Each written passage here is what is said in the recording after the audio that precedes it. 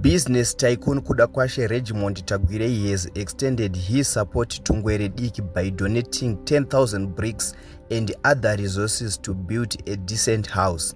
He has also offered to pay for his school fees.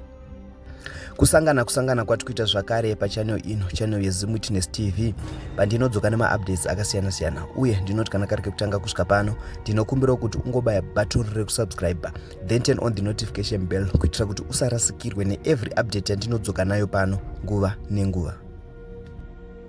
Ladies and gentlemen, ndadzoka zvakare nenyaya inofadza kuburikidza nesupport pamwechete nehelp iri kupiwa an 8-year-old zimdanzo artist Tafadzwa Gakaka, well known as Ngwerediki. Ngwerediki has been trending on social media platforms achirova ma-freestyles achitedzera Silent Killer.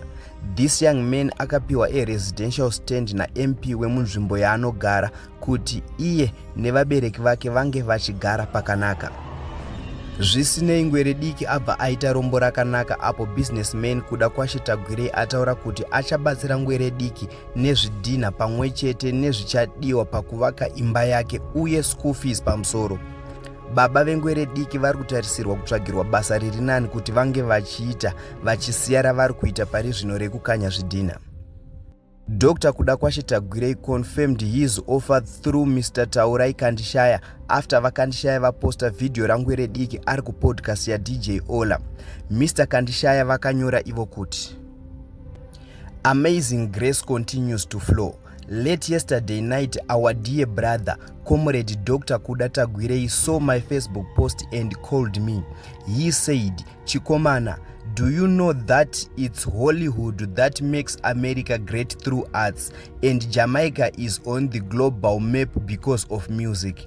In appreciation of the young man's care towards his father, kindly deliver 10,000 bricks and cement to help build their home and also assist with his academic fees. I told him, Mukoma, I can't pretend it's me who has done this. It's you, and I will make sure to give the credit. Well, we are still working on securing a better job for the father. Iyi ndiyo post yanga ichikonfirma help ya Dr. Kudakwashe Tagwirei yavari kutarisirwa kupa kuna Ngwerediki.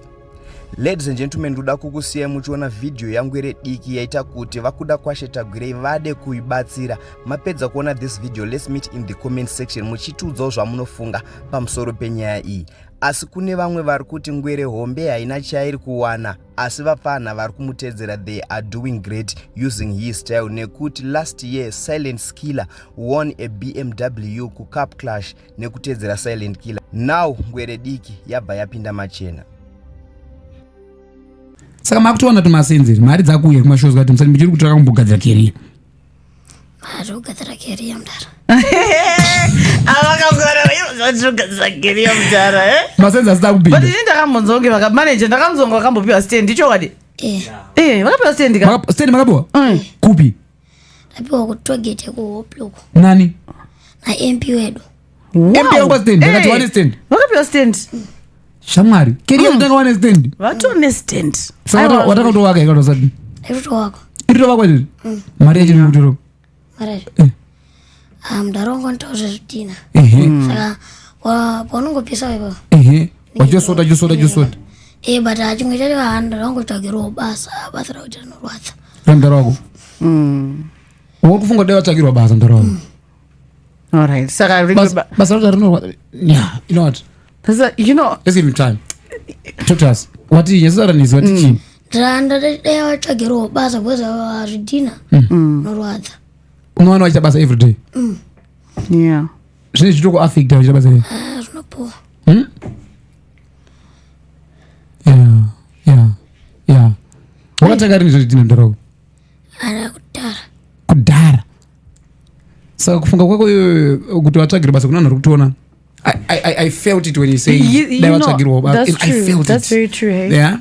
So ungadoti waitsvagira basa rini mudhara wako? Ara unongoita zvawo kana ari garden boy remaoko zvawo. Apa ndiri kubuda mugomba rakadzika. Saka unoshandira kupi kuhopli ikoko? Yes. So touching. If you're watching this, say, you know what, even as much as to quit a conversation, this is some of the issues that could be affecting the young people as well. As you can see, this is a young boy, but he's actually realizing that Daddy is doing something which is safe. But sometimes circumstances.